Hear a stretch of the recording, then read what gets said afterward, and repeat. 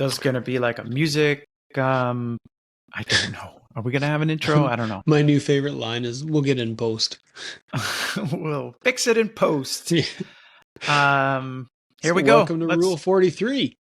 There it is. There it is. We're live. I'm We're doing Wyatt. This is my co-host Jordan.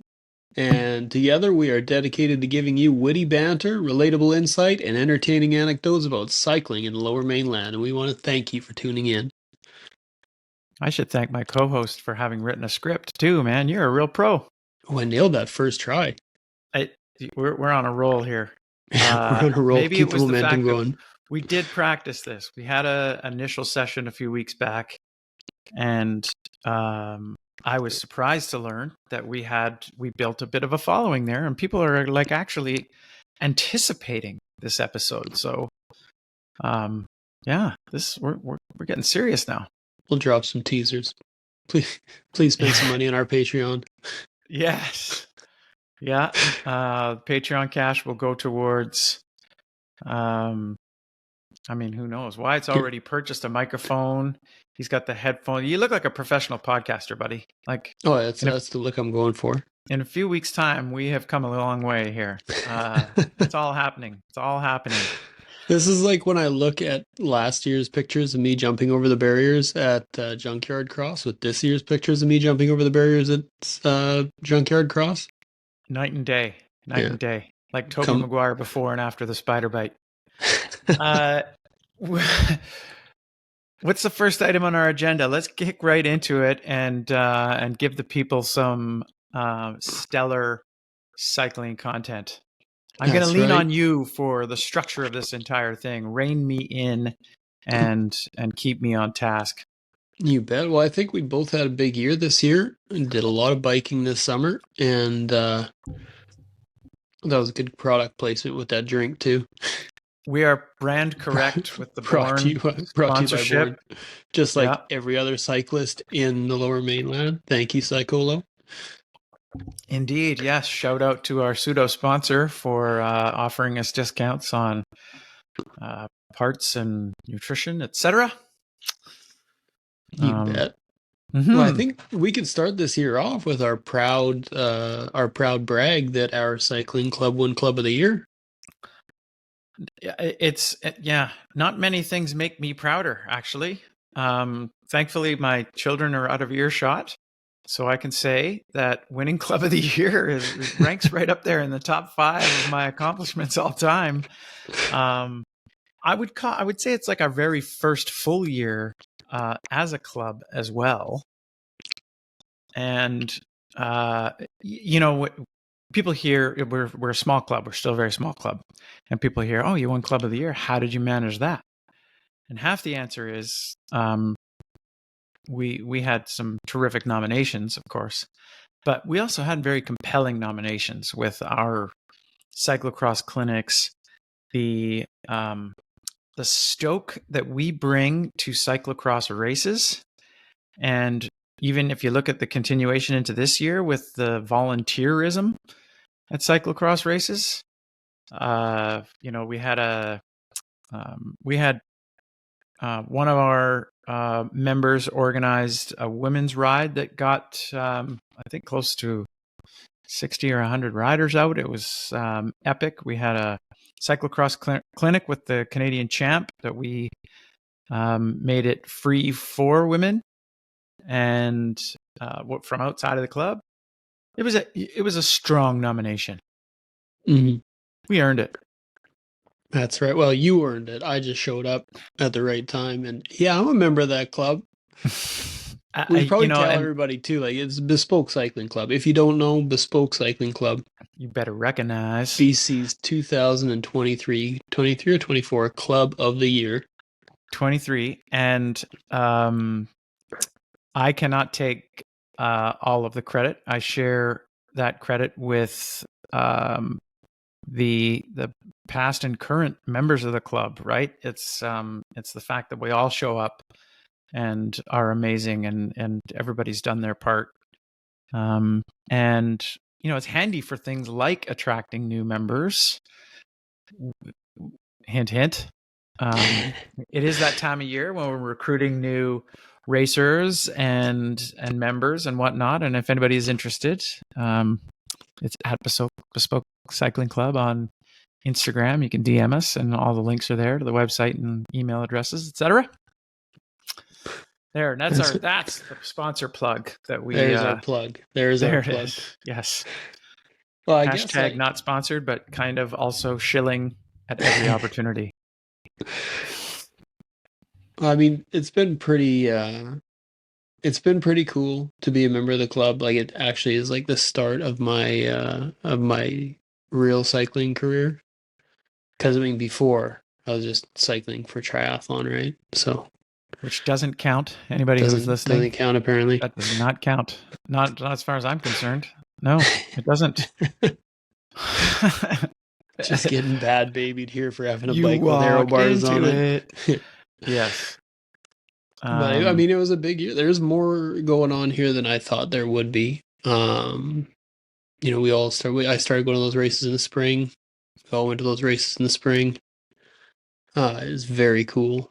Moved into the crits in the summer, and now we're on to cyclocross. It's been a big bike year. I'm immensely proud of you too. Anybody who shows up to Spring Series races gets my respect. I think there's a mutual admiration society with everyone who shows up to Spring Series races, because only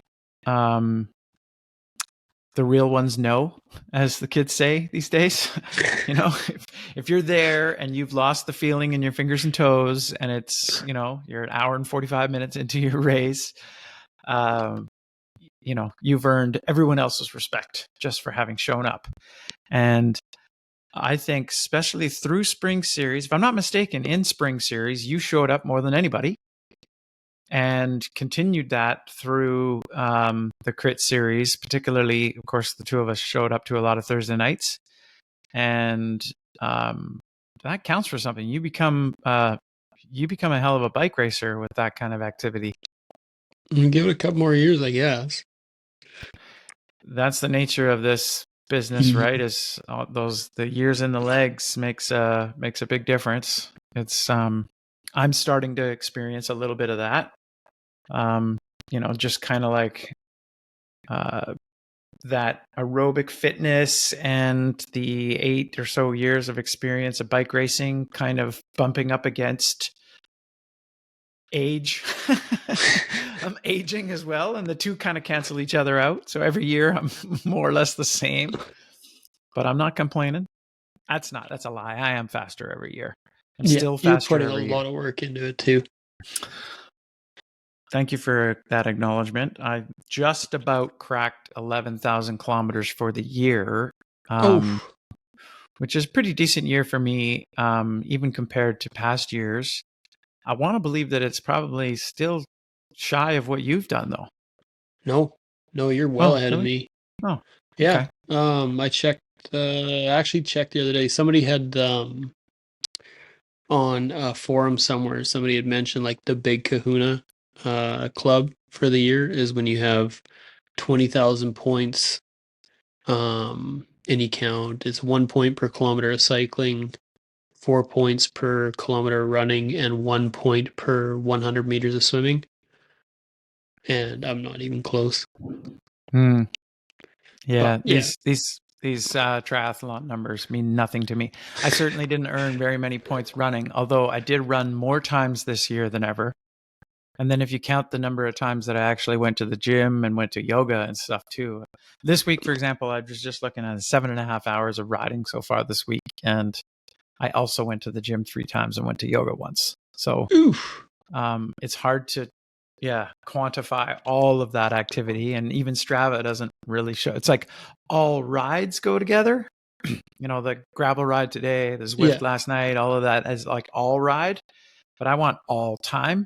I want active time. It's like a tangent, but I like having those metrics to follow. And one of the key metrics for me is the amount of time that I spend active, right? It's a number that I chase. I want to have 10 to 15 hours of physical activity where my heart is beating and I'm training with intent every week. That's some good volume right there. It is, but it's not so much that a business owner and dad with 50% custody can't find the time to do it, right? Anybody else Very who isn't motivating. is, well, I'm not the busiest guy in the world, but I do have my share of responsibilities, and I find the time. And so Exactly. If not I you, don't who's going to carry tolerate the people who boats? make excuses about the fact that they can't, you know? Yeah. Yeah. There's time. Well, I mean, there's time for everything. If you say you love something and you can't find time for it, do you really love it? There it is. Yeah. My grandma used to say, uh, if you won't eat an apple, you're not that hungry. I don't know why I That's just about brought right. that up. That's about right. It's the same kind of thing, though, right? Say, I just realized I turned on my espresso maker, and then I did not make an espresso in time for this this episode. oh, are you winding So down already? We're 12 minutes in. we're we're we're we're boiling Starting to water for lose it. nothing. Um, Get a couple of those gels in you. yeah, Some more product placement. yeah. The Born. I like the lemon lime flavor. It's good. It's yummy. I like them all. I just sock it to them. Cherry's got the caffeine, so you have to really be serious about getting the caffeine in you when you do the cherry flavor. When I'm at the point where I get amongst those, like they could taste like anything, and I'm just like socking it to them. Like I'm not like testing them out to say, "Ooh, yeah, that goes good. That goes good with 16 kilometers." They all go Let's good with 16 kilometers. let's talk about that. I know maybe nutrition isn't on our agenda, and it's not the theme of our episode 1.01. But what do you like to consume when you're on the bike? Let's say it's a 3-hour ride or so, and you do have to do some on bike refueling. What's in your pockets? I'm usually just like since this year, I've been smashing those Born gels. Like I like them. They're like watery or like runny, so you just like squirt them in there. You don't get that like that pasty, sugary kind of mouth that you get from having too much stuff. I will say this about the Born gels. They have that liquidy consistency where you don't even necessarily feel like you absolutely have to chase it with water the way you do with most of it's like a mouthful of molasses. A gel is like, Yeah, or like trying to swallow 2 tablespoons of honey. It's not going down easy, but those Borns, yeah, it's like yeah, they're liquidy enough that I don't, I like real food. Like, unless I am racing, I don't touch gels. And so I try to eat as much actual food as possible.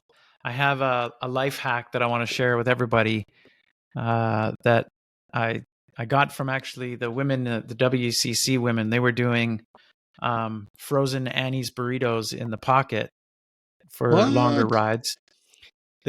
I did this at Tour de Victoria, where I won my age group, by the way. Just throw that in there. And maybe it was my on bike fueling strategy because it became a joke and a conversation while we were out there. But I had a burrito in my pocket, frozen in the morning, which operates not unlike an ice vest, cooling you until it's no longer cooling you and it becomes an edible meal at which 90 minutes or so into your ride, at which point you have a plant-based health food burrito that you can consume. I like the rice and bean ones because they have that good glycemic release, beans and rice, and get a good, another 90 minutes worth of fuel into the body, 300 calories. That's And like the old trucker trick, hey? I ate half of it, and then I was like, then a half hour later, I pulled it out and ate another half of it. That's like, yeah, that's a full meal on the bike, right? And this is like what did that event end up being? A little over 4 hours for me with 160 kilometers. So after that, there's cookies and things like that. Today I had on the bike, I had a cookie dough recipe that I kind of half taught myself on TikTok that involved oats in a blender with Greek yogurt, a little bit of maple syrup, some wow butter, because I can't have peanut butter in this house. I got a peanut kid. So some wow butter. What the hell else was in there? Chocolate chips. All of that. Oh, and I put a scoop of protein powder in there and made this kind of like cookie dough consistency. Didn't even bake it, just threw it in the fridge. And then it becomes this like protein and with the oats, you got some good carbs, goo that I had some for breakfast. And then I had a chunk of it on the bike. So you eating Play-Doh? Pretty much. Yeah. Chocolate chip Play-Doh. Chocolate chip Play-Doh. I mean, let's be honest with ourselves. It's not the tastiest thing in the world, but you can trick yourself into thinking that it's like a cookie. It's much healthier even than an oatmeal cookie, and it's packed with protein. And I feel pretty good about that. But yeah, unless I am like high octane racing, like before a cyclocross race or before a crit, I am definitely pounding a gel because I want that like, nitrous kind of turbo effect that the sugar will give you. And I will rock some of those. I see you with the not Swedish fish, but the Haribos. Yeah, the Twin snakes. Yes, that's the other thing I forgot to mention. Not sour candies, but what would you call those? Star Mix. Sure, it's the Haribo Star Mix. Yeah, the gummy bears, the candy, like candy, chewy candy. Yeah, gummies. Gummies. Are you trying to say gummies? Gummies. I'm trying to say gummies, but then you say gummies, and people assume that you're. That's the joke. Every time we have one, it's like, "Hey, you want a gummy? Yeah, totally, man. Yeah." Anyways, there's a lot of like talk about nutrition training for what I do. So I mean, I'm usually just trying to smash down everything I can and see like how much I can get into me and keep going. Yeah. There is that's definitely something that has evolved a lot in, I think, probably athletics in general, but in particular in pro cycling. The amount of carbohydrate that a cyclist will take on during an event. Like late 90s, you'd have guys starving themselves and even kind of not even taking on much water because they mistakenly believed that they were somehow better off. Whereas now you've got like probably nutritionists in the car with the DS, like making sure that the cyclists are taking on enough gels and enough, rice cakes and everything else so that they are fueled to the point that there is that carbohydrate on hand to burn, those kJs to burn, right? Interestingly, I find this fascinating. There was an American racer, a woman, I think it was Strade Bianchi. She was second or third in Strade Bianchi, and she got popped and disqualified because she was wearing one of those glycemic monitors that a diabetic would wear. Yeah.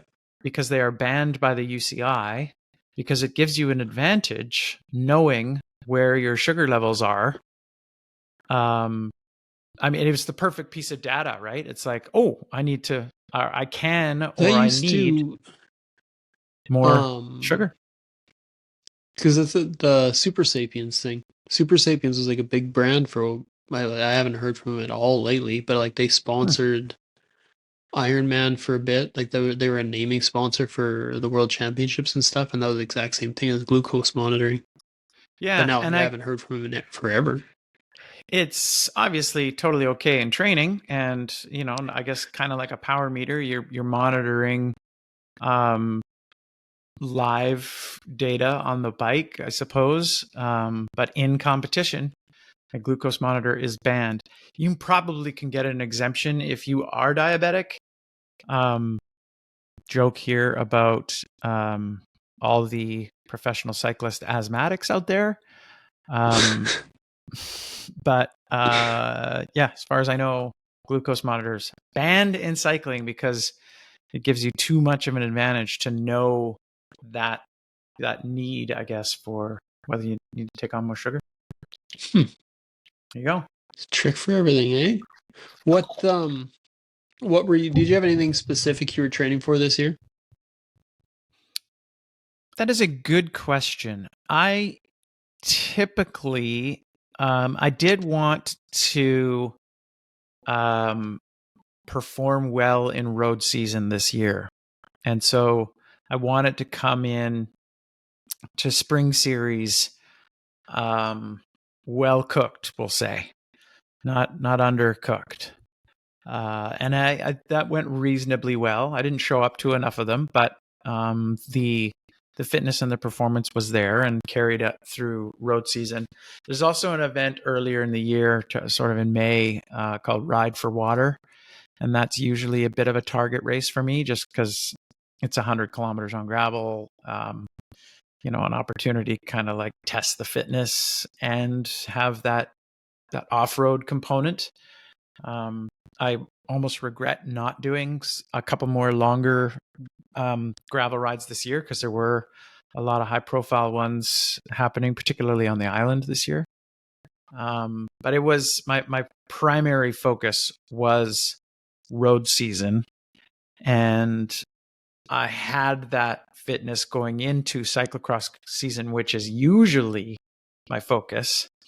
And I'm almost like coming down off of it now and getting a little soft, because just because time on bike has been cut in half by the weather. Isn't it usually the weather like this?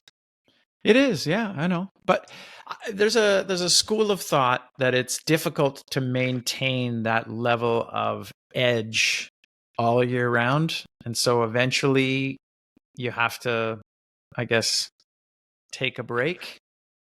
And I didn't want to believe that that was necessarily true, but it's kind of happening anyway, I think. For the last 3 years that I've been competing, I've been trying to ignore that because I don't know how to swim and I'm not very fast on the bike. And so I pushed through, like, since I entered my first competition, I just kept pushing through everything. But where I didn't take a break voluntarily, I was forced to take a few breaks here and there. Injury. Well, yeah, the first one actually was just like a freak thing. Like I had a deep vein thrombosis, which is like a blood clot in veins in my leg, which generally happens if you're overweight and smoking and drinking and sitting around all day and generally not healthy. You were none But of those mine, things.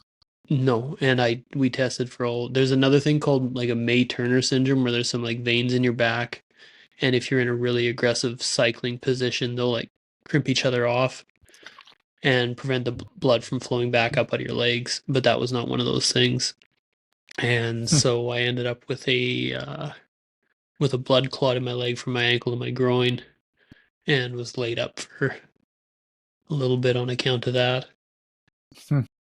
So that took me out of it for about a month, which Did you have a goal coming into this season? Here we got to listen to the triathlete talk about triathlon things. Go ahead. I had several goals, and then they all changed on the fly to just be a fast bike race guy. Right on, dude. Yeah, I entered it's a worthwhile pursuit. Actually, so here it is. I'm entered in 4 triathlons this year, and the first triathlon that I'm going to compete in is on December 9th in New Zealand. It will be my first triathlon of 2023. Just at the tail end of the year. Just snuck in under the wire right there. That, again, man, a shout out to you for that focus on the bike. I mean, that's the kind of thing that earns my respect. It like I say, like whether I chose to or not, I guess the fate decided that this was going to be a big cycle year for me. Yeah. So I hurt myself. Like I crash a lot, and I crashed at one of those first spring races. It was Jeremy's Roubaix. That's the one. Jeremy's Roubaix. I crashed there, and then I got running a bunch afterwards to try and get pumped up for the marathon, and hurt my legs. So I couldn't run all summer. So it was just a big bike summer for me. I changed my triathlons into aqua bikes, and happy to say that I podiumed at both of those. which I don't know if it says I'm a strong competitor, if I just like had a pretty easy field to compete against. I don't know if there's a lot of people that are strictly swimmers and Podium bikers. is a podium. Don't put an asterisk next to your victories, man. Podium is a podium. Tell you where you can get it, I guess, eh? Yeah, that's exactly right. So, like everybody wants to explain how you won. Like I get that a lot. You know, it's like, oh, I won a bike race this year, or I won my age group, and everyone wants to like say, oh, it must have been because nobody showed up, or it must have been because you know, what was where was everybody else? You know? Yeah. Well, I do it both ways. Like I think I ended up second overall at each of those, and I was like, oh yeah, it must have been a weak field. But then like the person ahead of me, like they swam like super fast swim splits. And I was, wow, those guys are obviously cheaters. If they weren't there, I'd have been top. I'd have been gold medal. So, just go to an aqua bike swimming like that. Yeah. Well, there is, I do that too. Like competing in cyclocross. You know, I joke about it because I end up finishing towards the back of my field. But the front of the field is 2 or 3 ex-pros. So they don't count, right? Like subtract them. Yeah, exactly. Take them off. Don't actually count. Like I'm podium at every CX race is usually like the sandbaggers. So like the real podium starts at 4th. Yeah, fair. Although like in Masters A and in Elites or whatever, like you can't. It's not really sandbagging. If you're over 40 and you're competing in Masters A, it's not really sandbagging. And so to be fair, but then what would we heckle about if we didn't heckle about that? Well, that's the thing is that like at a certain level, do you heckle? I'm not a very good heckler. I could be, but I try to motivate people. I might give them constructive criticism that sounds a little bit like heckling, but it's always in the interest of trying to make people better. I do the supportive heckles, I guess you could say. Yeah, your supportive heckles work. Yeah, thank you. I've actually had a really good year for that. You know, there's people who I've I don't want to say mentor, but like you see them and they maybe they're friends enough that you can like tell them, you know, carry your bike a little bit further up the hill this time, or you know, slow down, gently throw your leg over the top of the bar, remount, and don't make a mistake, because taking it easy is going to be faster than the bumbling mess you were last lap. I don't say all of that, of course, but that's the intent. You know, it's just to help them out a little bit with some tips. Exactly. Yeah. You never know unless somebody tells you. Mm-hmm. With that said, if you never know, what did you learn about bike racing this year that you'd like to say? What do you think was one big thing, standout thing that you learned this year? One, I think it is that training your top end matters. That like I used to be kind of the mind that as long as you were out there doing volume, that, you know, the science, I guess, of like high intensity intervals and everything else was like you can maximize your time, but with high intensity intervals, etc. But I've experienced firsthand that if you are training with short, hard efforts, then you train your ability to perform those short, hard efforts when it matters, like in the second hour of a race, or at, you know, the ability to sprint, for example. I trained my sprint with intent this year. I had a trainer helping me, and it was like, if there's one weakness that I have on the bike, it's a sprint. And so we got in the gym and we worked on a sprint, and it was like gym stuff and then actual like sprinting on the bike. I was doing these Wednesday night rides called the 602, where there are 2, call them 5-minute effort, 4.5-minute efforts on a good day. where you turn yourself inside out. You go to a dark place for a few minutes, and doing that week in and week out makes a difference. And it's when you stop doing that you start to realize the absence of that, what, for a lack of a better way to describe it, that top end power that you need to win bike races, or even to accelerate at a key moment and to hold the pace for those key moments, even if it's just a hill in a Zwift race, or a run up in a cyclocross race, or a sprint, or holding the wheel in a crit. All those decisive moments in a bike race, you have to be able to have those accelerations and then be able to recover from them. And the only way to get there is to train that skill with intent. I think this is where you punctuate that little life lesson with changing the color of the bottle that you're drinking out of right now. Right? Do we? Oh, I thought maybe Can all the old gold bottle winners in the conversation put your hand up? I have a gold bottle, sure. Only the real ones, no. Yes, I have a gold bottle. It's here somewhere. We add that to the bespoke trophy case for this year, buddy. Yeah, thanks, man. I won a Cat 4 crit. Must have been a night when no one else showed up. Yeah, nobody else was there. But that's the most exciting I have been at a crit race, was watching that. Oh, well, thank you, dude. I had a handful of people watching that said something similar, or I was on the 602 ride the following week, and I was talking to a guy, and he was saying, like, I saw you guys come around the corner, and I saw you on the front, and I thought, man, is he going early? There's no way this is going to work out. And it worked out. Hell yeah. And I realized, you learn, like, that's another big lesson, is like, I learned how to win a bike race.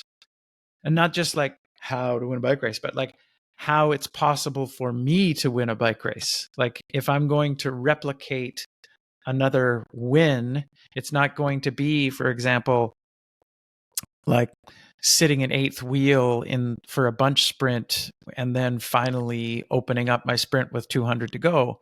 It's, I'm coming around the corner, there's 600 meters to go, and I'm making it hard for everybody, and nobody is going to come with me because I'm the guy with the 600 meter sprint, and the 200 meter guys are already dropped. That's all, because that's awesome. I like how you said that, how you put that together, because I did the opposite. I found a bunch of ways how not to win a bike race. I've got scads of those, man. Like, and here's a plug for Zwift racing too, because that's something that I've been doing for years. I used to, like, if you enter a race in any night of the week or whatever, a Zwift race, let's say, and you know how they send out the A's, B's, C's, and D's more or less the same time, or staggered in such a way that, let's say you get dropped from the main group, even, and then you're in like this gruppetto of people, and it's like, never mind the fact that, the podium is up the road or whatever. I'm around this group of 8 people, and I have to figure out how to win from this group, right? It's like, I want to be the first of the remaining 8 or whatever. And then you start to like manufacture different strategies for how to try to win from that group, right? So you can be like, I'm going to go with 2 kilometers to go and see if anybody comes with me. I'm going to try to win with an attack with 2K to go. Or I'm going to sit in and I'm going to try a bunch sprint. Like, I guess the point I'm making is that it's a very low stakes way to test different ways of trying to win a bike race, where there was no entry fee. It's just a Wednesday night, and you just go out there and give it a shot. And it's not even, I did it last night. I did a, what was it? Tour de Watopia, stage 1. So it was the last remaining one. I'd done the rest and I needed to do stage one. My kids were here. They were all kind of hanging out. One kid was playing guitar in the living room. I was just chatting with them or whatever. And then, you know, it was like the selection was made. There's 4 racers left to go and there's 10K to go. And I said to them, there's 4 racers left. 5th place is 2 minutes behind us. How do you think your dad's going to finish? And they're like, I don't know, 3rd. Thanks. I was like, I think it's going to be 2nd. I said, I think it's going to be 2nd. You guys I'm going to do something silly. And you know, at least one of these 4 is going to be strong enough to go with me or come around me or whatever. Right. And I had it backwards. Somebody got up the road and couldn't catch him. And then we dropped another guy. And then it was just me and this little Japanese fellow. And oddly enough, that one, I outsprinted him from 250 meters to go. And I got my 2nd place, just like I said I would. And now everybody else is grounded. Guess who's doing dishes for the next 2 weeks? Yeah. Have a little bit more faith in your pops. Exactly. You know? But I mean, that's a good. What you explained there is like probably a really great attitude to have when you're confronted with these things, because you're not going to win every race, and there's always going to be people that could kick your ass off, and there's nothing you can do to help that. But to always like enter a race and never like beat yourself, or never let yourself be beat, like when you're on paper maybe beat, but always look for those strategies, those ins to you know, to still race your race. I did have a version of that conversation with the kids while we were talking about it, and I said, I think that I said, you know, somebody here is going to pick the pace up. They're going to make it hard, but it's like the harder they make the race, I think it favors me. I think that like the faster we go in the next 8 kilometers, the more likely I am to win. And my daughter was like, what makes you think that? And I was like, I don't know, but I have to think that. Like, that's the whole point, right? It's like, unless I think that, it's not going to happen. So I've got to, it's mind games. I'm telling myself that that's how it's going to go down, because that the likelihood that it does goes up, right? And I was wrong, right? That somebody else was faster, stronger, got away from me, but I still believed in my heart of hearts that, yeah, that I was going to be the guy to throw down the attack and make everybody else on the back foot. That's the thing. These strategies, constantly I think like those things is also like efforts to convince yourself to. I find myself like convincing myself through like tough workouts and tough races too. It's like, ooh, okay, just do it a little bit more till you get there. You know, bargaining with yourself, you know? Yeah. I mean, if you're going to do over an hour on a trainer, you're bargaining with yourself every 5 to 10 minutes. Yeah, it sucks. That's like, probably the grossest thing ever. I did it 2.5 hours the other day, and I was just disgusted with myself. How? So take us through that. So 2.5 hours on a trainer. How? Like what goes through your mind? Did you say I'm going to do 70K, or did you say I'm going to do 2.5 hours? Or because there's no way that you were like, oh, we'll just see what happens, and then you went and did 2.5 kilometers. So what was the motivating factor, or how did you? Well, it was the workout in the schedule. It was actually like it wasn't that good of a finish because it was supposed to be 3 hours, and it was just like long aerobic efforts with recovery periods in between. But I have my indoor FTP set a little too high, so there was that to deal with. And then like if you can use your edge to control your trainer. And because I wanted to watch TV on my iPad while I was doing this workout, I was using my edge to control my trainer. But what they don't tell you is that it controls it kind of when it wants to control it, but you know, not all the time. Edge. So, what's an edge? What are you talking about? Like your bike computer. Sorry, your Garmin bike computer. Ah, right. Okay. Yes. Yeah. I see what you mean. So now. Yeah, it controls it kind of when it wants to, but not all the time. But like, don't hassle me, bro. I'm here.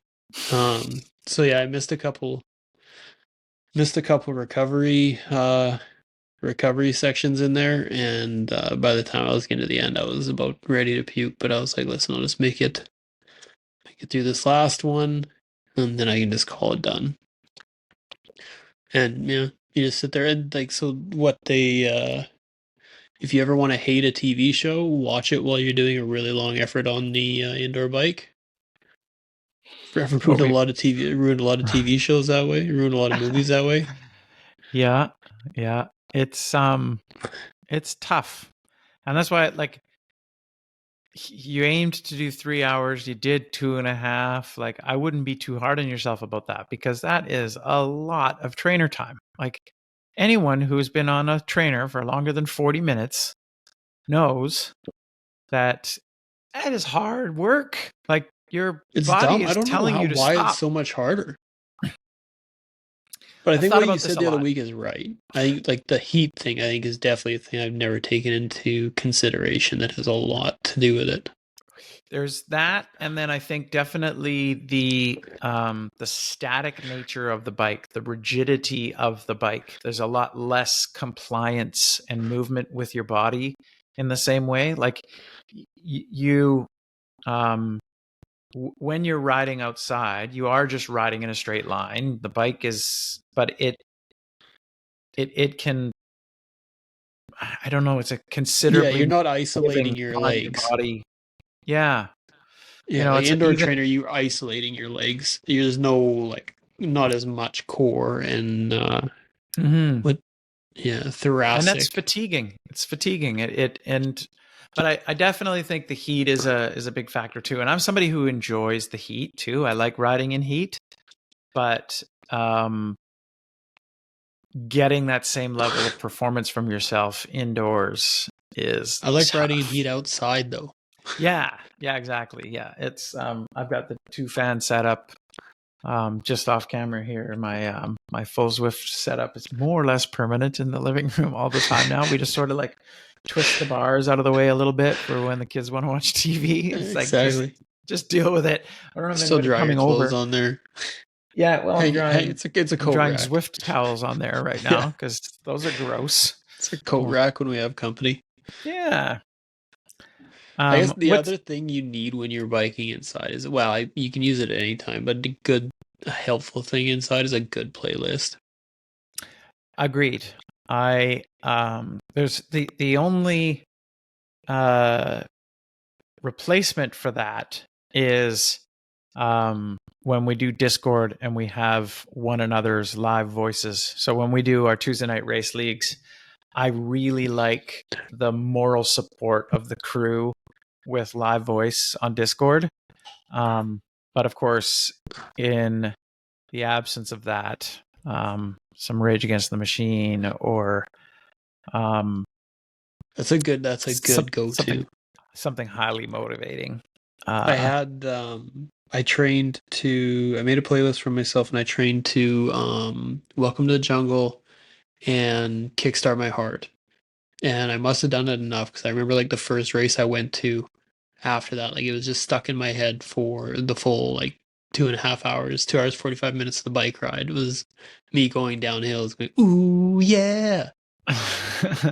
It's nice to have a good pump up song too, right? Like if I'm driving to a race by myself, I will put on a playlist, and so that you get hopefully, if you're lucky, something good sticks in your head, and then you have that in your mind.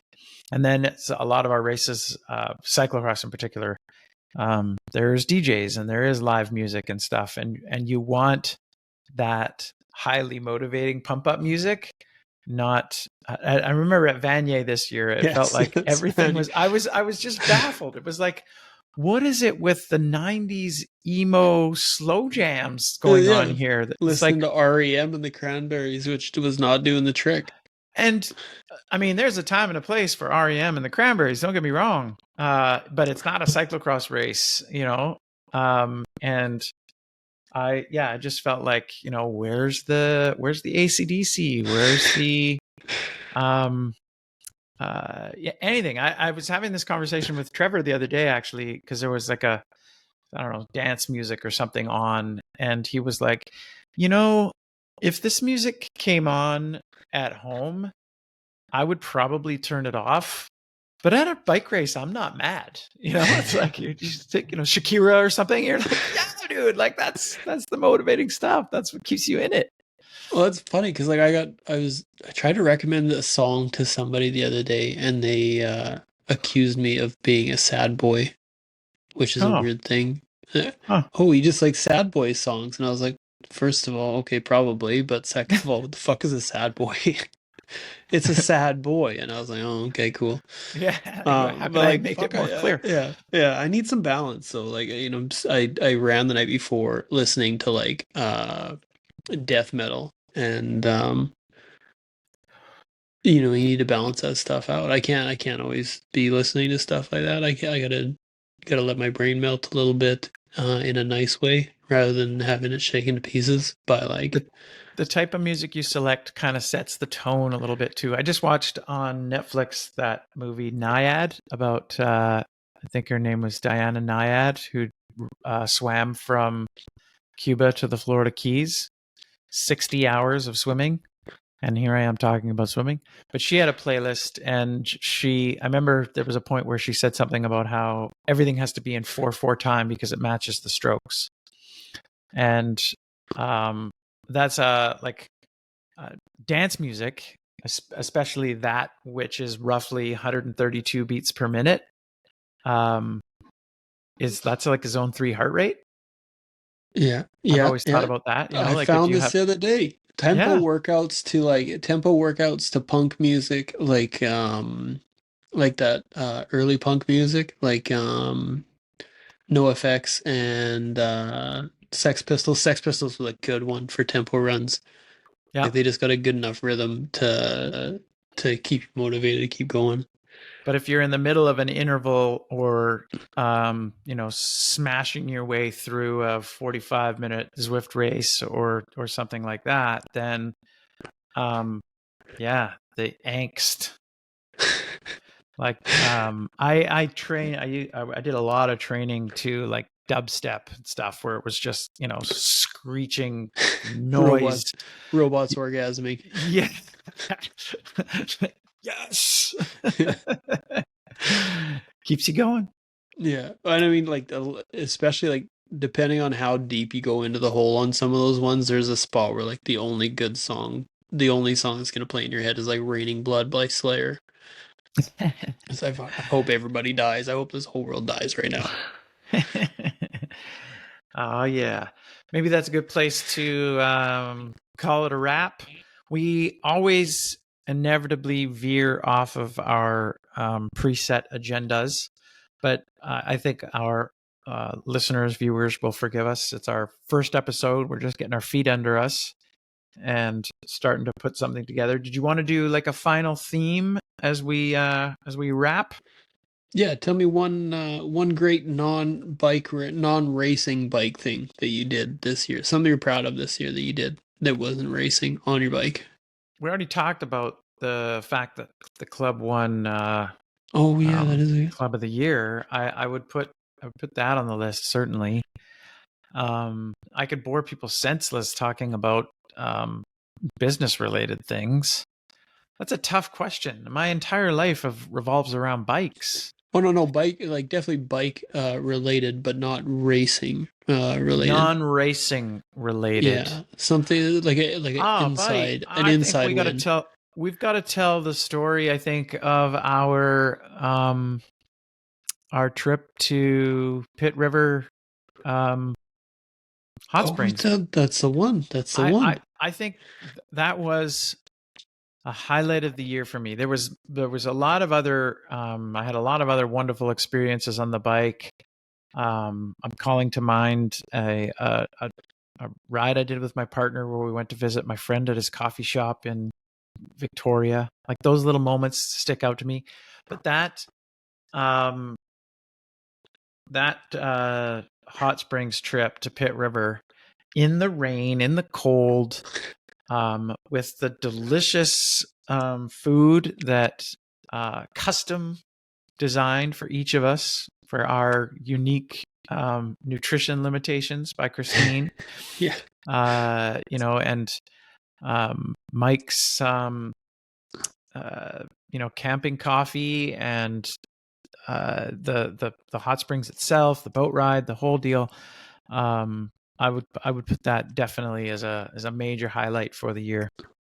It's funny. I was thinking, I didn't even think about that one, but like, really, it's like we talked about earlier. That was the whole reason I bought a bicycle to begin with, was to do that ride out to that hot springs. And after Did 3 it long live up years, to your expectations?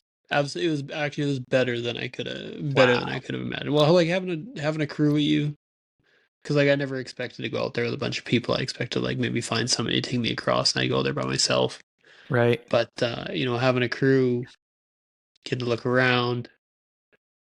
I almost have mixed feelings about telling people about that, because it's like I want it to remain our little secret. You don't want the whole world to be Selfish with it, eh? doing that, but at the same time, it was like It's a pretty that good was flex. yeah. What is it? Was Mike had it at what he figured was a 45-minute boat ride.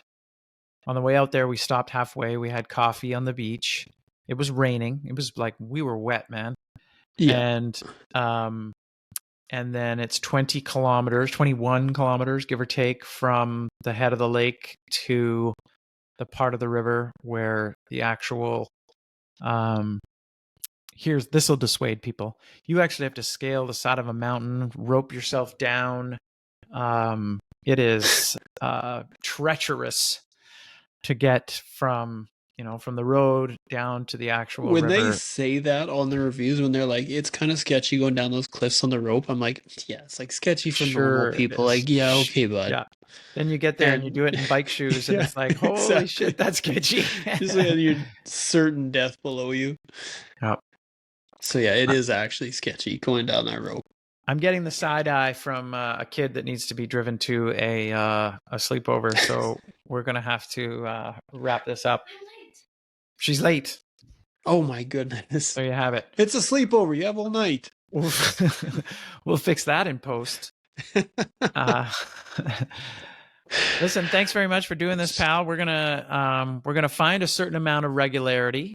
We're not committing to anything yet, but we are going to do this with a certain amount of regularity as well. We will probably settle into themes for the shows.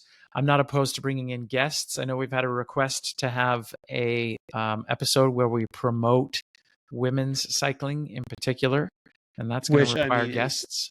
Going to be was big this year, is going to be bigger next year. I think I've seen a few things on social medias that are big things are happening. Yeah. New teams coming to the town, and that's good. Lots of teams trying to welcome women into the fold as well. So if you're watching this and you're thinking about becoming a bike racer, it's like teams will be clamoring to have you. So we'll do that episode for sure. All right, buddy. Well, thanks, Wyatt. No problem. Thank you, Jordan. We'll wrap this up. When I hit stop, it's going to upload to the cloud like magic, and soon enough we'll be rolling out some clips for folks. Excellent. All right, buddy. Take care. Have a good one. We have to sign off the same way every time. One of us says one thing and one of us says the other. I'm going to say, keep the rubber side down, and you say, and don't be a jackass. There it is. Don't be a jackass. All right. Wait, you want to try that again? Keep the rubber side down. No, because it's got to be all sides of the rule. Rule 43. Don't be a jackass. And then if you're going to be a jackass, be a funny one. Be a funny jackass. There it is. All right, pal. Take care. All right. See you later, buddy. Thanks.